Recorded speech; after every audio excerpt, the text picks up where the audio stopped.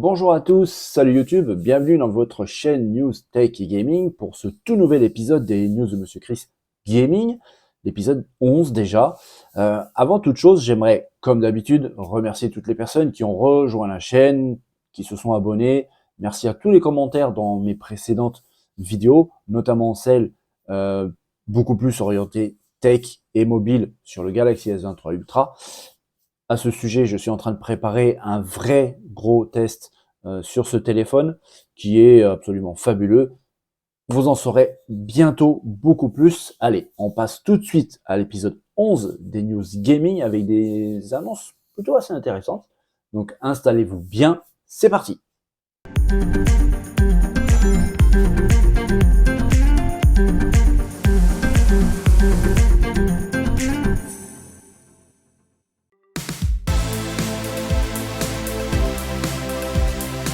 J'avais parlé dans l'épisode précédent des news que Nintendo était probablement en train de préparer un nouveau pack pour sa console Nintendo Switch qui serait en rapport avec le film Super Mario Bros qui arrive bientôt dans toutes les salles au mois d'avril prochain, ça approche.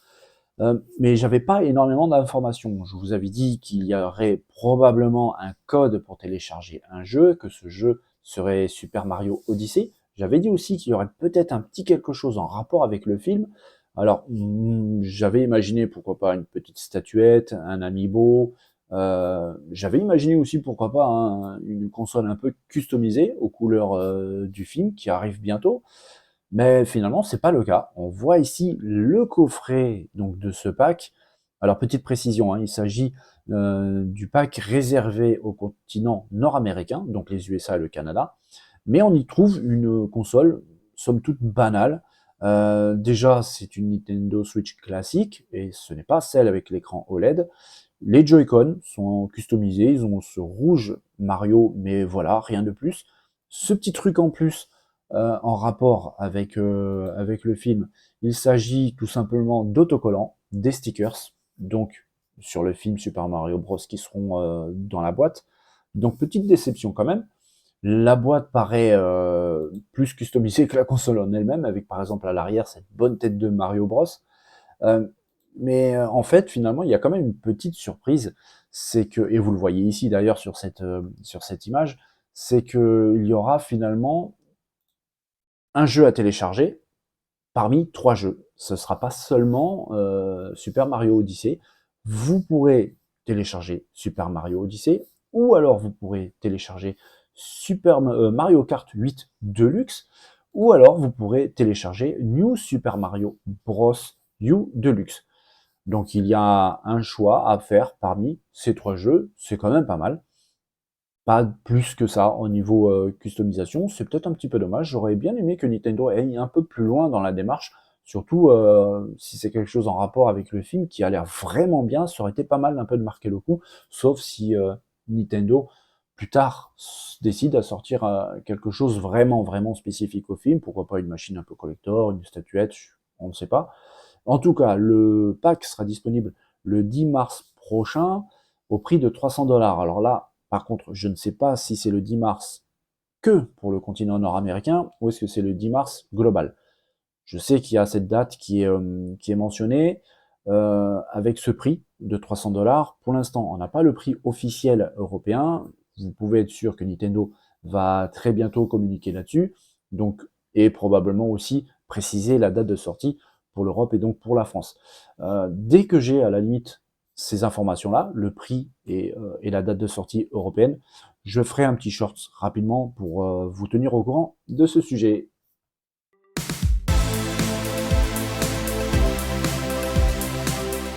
Et cette news sur la Switch Mario Bros ramène à une autre news, cette fois-ci peut-être beaucoup plus intéressante. J'avais émis un petit peu, toujours dans l'épisode précédent, l'hypothèse que Nintendo était en train de préparer quelque chose de vraiment intéressant, une console Switch Collector en rapport avec Zelda Tears of the Kingdom, le prochain jeu de Zelda qui arrive vraiment bientôt et qui est attendu par tout le monde. J'en savais pas plus, je pouvais pas vous dire plus, mais je vous avais dit que si j'avais quelque chose d'un peu plus intéressant, vous seriez au courant. Oh, une Nintendo Switch OLED Collector Zelda Tears of the Kingdom, c'est vraiment intéressant. C'est vraiment quelque chose de vraiment sympa. C'est ce que je pressentais. J'avais vu 2-3 photos. Je savais pas si c'était officiel ou non, mais il me semble, hein, au vu des images qu'on a ici, on devine, hein, ici le rabat de fermeture de la boîte. Donc pour moi, c'est l'arrière de la boîte de la Switch. Ici, carrément les Joy-Con encore emballés à l'intérieur de la boîte. On voit des très belles décorations. Franchement, ça lui va plutôt bien. À noter, hein, je répète, c'est la Switch OLED, donc la toute dernière version avec le très très bel écran OLED. J'en sais pas plus. J'ai pas de date de sortie, j'ai carrément pas de prix non plus. Ces photos, bien évidemment, on le voit, hein, c'est pas des photos officielles présentées par Nintendo. Je pense que Nintendo va en parler prochainement. Je pense qu'ils sont en train de préparer un Nintendo Direct, hein, ces conférences sur Internet, pour parler exclusivement de la sortie du jeu, Tears of the Kingdom, et à mon avis, pendant cette conférence, ce Nintendo Direct, ils présenteront officiellement donc cette Nintendo Switch OLED Collector Tears of the Kingdom. Et je pense aussi, hein, qu'ils donneront tous les détails, c'est-à-dire les dates de commercialisation et le prix. Pour l'instant, vous ne savez rien, je vous ai rien dit, cette news n'a jamais existé, on passe à la prochaine, salut!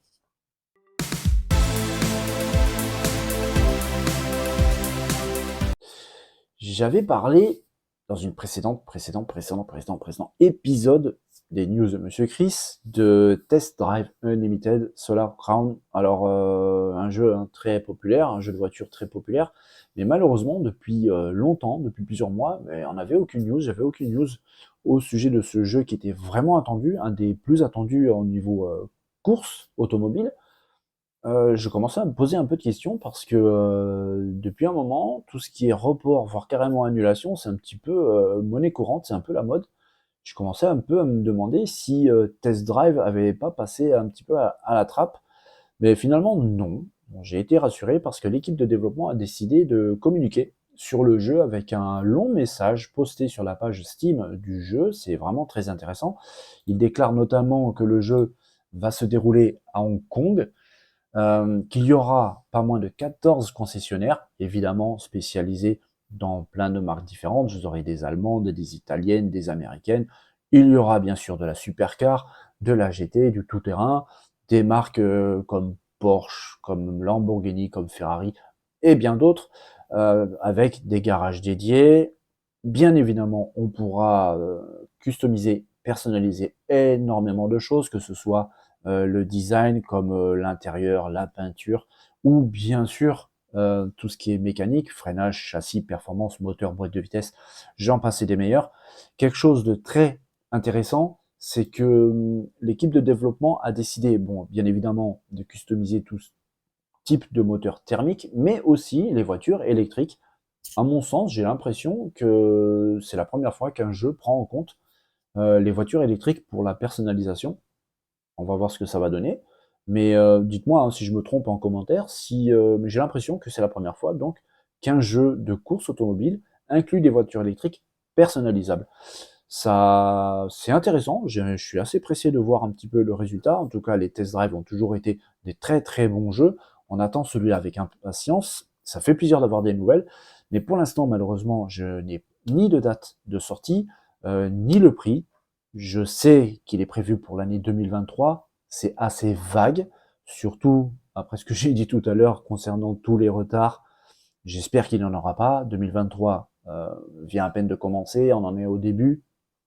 Ils ont encore beaucoup de temps. Le jeu, je pense, sera vraiment très très intéressant.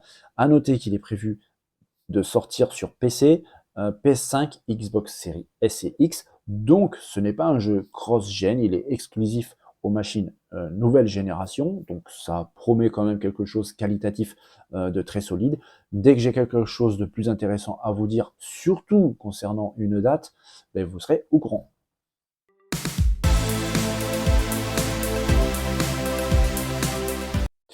J'imagine que vous êtes au courant que la saison 3 de The Mandalorian est déjà disponible. J'imagine que pas mal d'entre vous ont déjà commencé à le regarder. S'il vous plaît, ne me spoilez pas, j'ai pas encore commencé.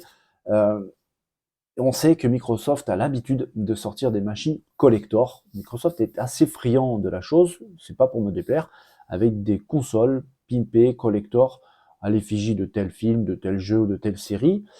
Eh bien, Microsoft remet le couvert. Ils ont conclu un partenariat assez intéressant avec Lucasfilm pour sortir deux consoles, la Xbox Series S et X, aux couleurs de The Mandalorian. Vous avez donc une Xbox Series S aux couleurs de Grogu, aux couleurs littéralement, hein, aux couleurs de Grogu, Baby Yoda, et une série X aux couleurs de Din Djarin. C'est vraiment sympa, je vous montre ça de suite. Les consoles sont magnifiques.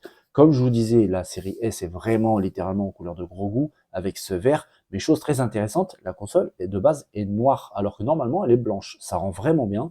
Et la X, donc aux couleurs de Din Djarin. La X, sincèrement, j'ai un petit faible pour elle. Elle est vraiment très très belle. Et vous avez en plus une manette collector aux couleurs apparemment de Grogu. Elle est un petit peu cachée cette manette. Donc j'imagine qu'il y a autre chose en dessous. C'est vraiment très très intéressant. Les deux machines sont vraiment vraiment magnifiques. Mais je vais vous calmer un petit peu, c'est que les machines ne seront pas commercialisées. Voilà, alors là je suis très déçu, moi aussi. Elles ne seront pas commercialisées. C'est vraiment dommage. Par contre, vous pourrez les gagner.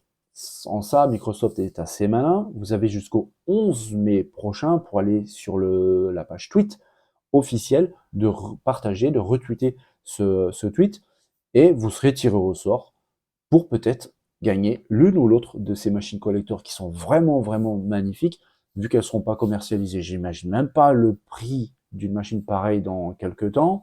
Ça vaut le coup, pourquoi pas. C'est juste un partage de tweets. Vous avez ici le tweet officiel, donc, qui montre les machines à retweeter. Si vous êtes intéressé, je mettrai dans la barre de commentaires, de description, pardon, le tweet, le lien pour ce tweet à partager pour pouvoir gagner l'une ou l'autre de ces deux machines. J'aimerais bien être le gagnant, on verra bien, j'y crois pas du tout. Mais voilà, si vous êtes intéressé par l'une ou l'autre, la Xbox Series S aux couleurs de Grogu, ou si vous êtes intéressé par la Xbox Series X aux couleurs de Din Djarin, ben, il suffit juste de partager ce tweet. Je mettrai, comme j'ai dit, le lien de ce tweet dans la description. Bonne chance à tous, vous avez jusqu'au 11 mai pour emporter l'une de ces fabuleuses machines. Vraiment bonne chance. C'est terminé pour cet épisode numéro 11 des News Gaming. J'espère que ça vous a plu. Ça m'a fait encore et toujours plaisir de partager tout ça avec vous. Merci à tous encore pour tous vos abonnements, pour avoir rejoint la chaîne. Ça fait vraiment plaisir. Merci pour tous les likes, les commentaires notamment. Ça permet de faire un petit référencement intéressant auprès de YouTube. C'est vraiment bon pour la chaîne. Si vous avez aimé, n'hésitez pas au tout nouveau de vous abonner. Merci beaucoup.